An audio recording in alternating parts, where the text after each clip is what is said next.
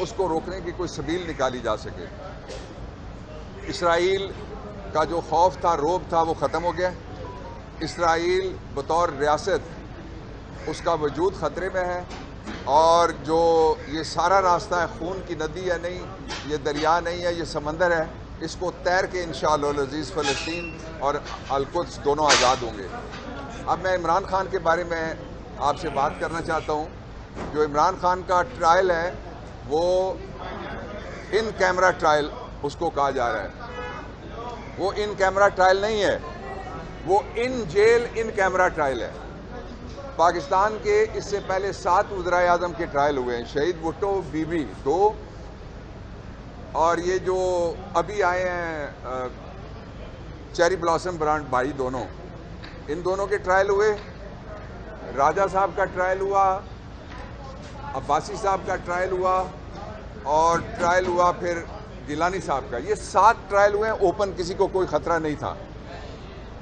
اور ایک طرف ایک جو بگوڑا ہے، عدالتی مفرور ہے، وہ آتا ہے، اس کے لیے عملہ اس کا انگوٹھا لگوانے کے لیے ویسے ہی انگوٹھا چھاپ ہے، آپ نے دیکھ لی تھی اس کی تقریر، وہ انگوٹھا چھاپ کا انگوٹھا لگتا ہے جا کے ایئرپورٹ۔ دوسری طرف یہ نہ ہی یہ سیشن جج صاحب کا کام ہے اور نہ ہی لا منسٹری کا کام ہے کہ وہ یہ طے کریں کہ کہاں پہ ٹرائل ہونا ہے۔ یہ جو ٹرائل کورٹ ہے اس کو اختیار ہے سیکشن 14 کے نیچے، جو اختیار یوز نہیں کیا جا رہا، ایبیوز کیا جا رہا ہے۔ میں بتاتا ہوں کیسے۔ آپ کے لیے جو میڈیا ہے پاکستان کا اور بیرون ملک کا، اس کے لیے ٹرائل، فیئر ٹرائل کو تبھی ہو سکتا ہے جب آپ اس کو کور کریں گے، وہاں بیٹھیں گے جا کے، یہ سارے رپورٹرز بیٹھیں گے اور سارے جا کے جو بلاگرز ہیں وہ بیٹھیں گے، وہ فیئر ٹرائل ہوگا۔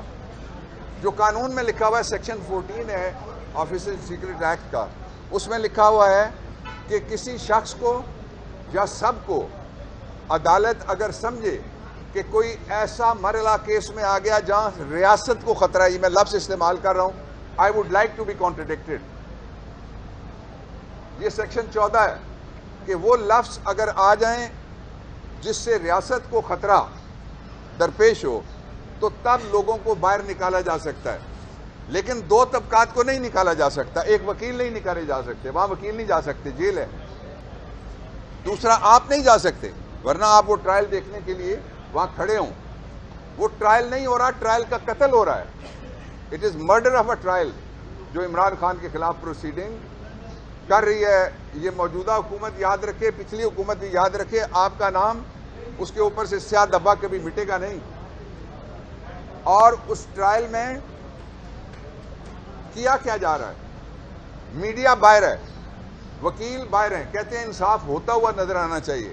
ملک کی آخری بڑی عدالت کو میں خراج تحسین پیش کرتا ہوں، اور ان سے پہلے اطہر من اللہ صاحب کو، جنہوں نے کہا تھا کہ کیمرے پہ ٹرائل ہو، سارے لوگوں کو دکھاؤ۔ یہاں جتنے کیس چل رہے ہیں وہ سارے کے سارے ایسے کیسز ہیں جو بڑے کیسز ہیں، اور پرائم منسٹر کا ٹرائل ہو رہا ہے جہاں میڈیا موجود نہیں ہے۔ کیا ہو رہا ہے کسی کو کچھ پتہ نہیں ہے۔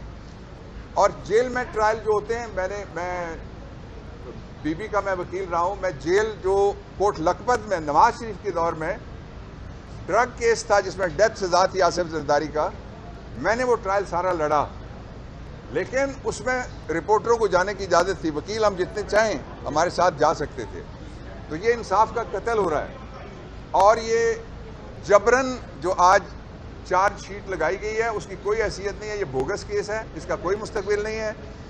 اس لیے میری درخواست ہوگی کہ جو ریلیونٹ عدالتیں ہیں سپیریئر، وہ اس کا نوٹس لیں۔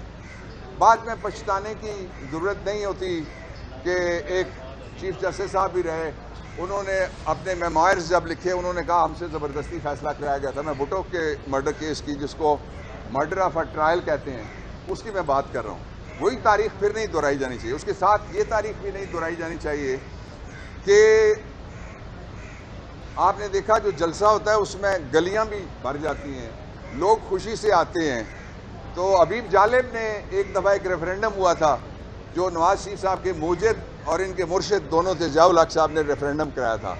تو ان کا جو جلسہ تھا اس کے اوپر میرا کامنٹ یہ ہے کہ یہ بالکل اس ریفرینڈم جیسا جلسہ تھا جس کے بارے میں حبیب جالب نے کہا تھا کہ کچھ مایوس سے چہرے تھے سچائی کا ماتم تھا، اور دوسرا جو اس نے کہا بہت سخت ہے، وہ شاید آپ چلا نہ سکیں، اس وجہ سے پتہ نہیں کتنا چلے گا۔